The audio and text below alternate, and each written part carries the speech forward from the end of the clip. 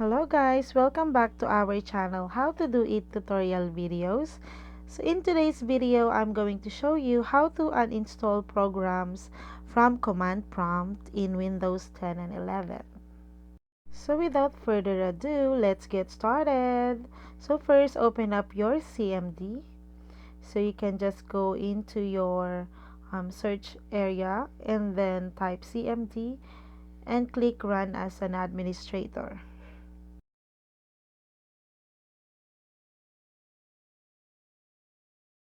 So in here, we need to execute some commands. First, you have to type in WMIC and then press enter. And for our second command, just type in product space get space name and then press enter again.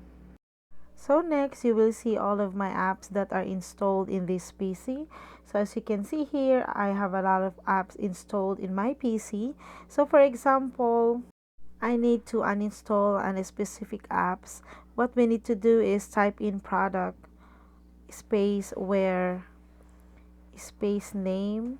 So I will be just showing to you the command that you need to type in. So I will be showing you an example. I will just zoom it out for you to see. And then once you're done, just press the enter.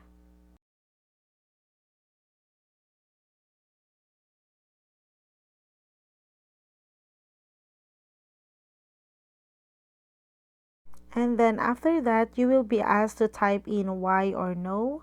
Y for yes and N for no. So if you want to proceed, just type in Y and press enter and your apps will be uninstalled. So that's how to uninstall program from command prompt in your Windows 10 and 11. So I hope you guys find this video helpful, and if you do, please don't forget to like and subscribe to my YouTube channel. Thank you for watching.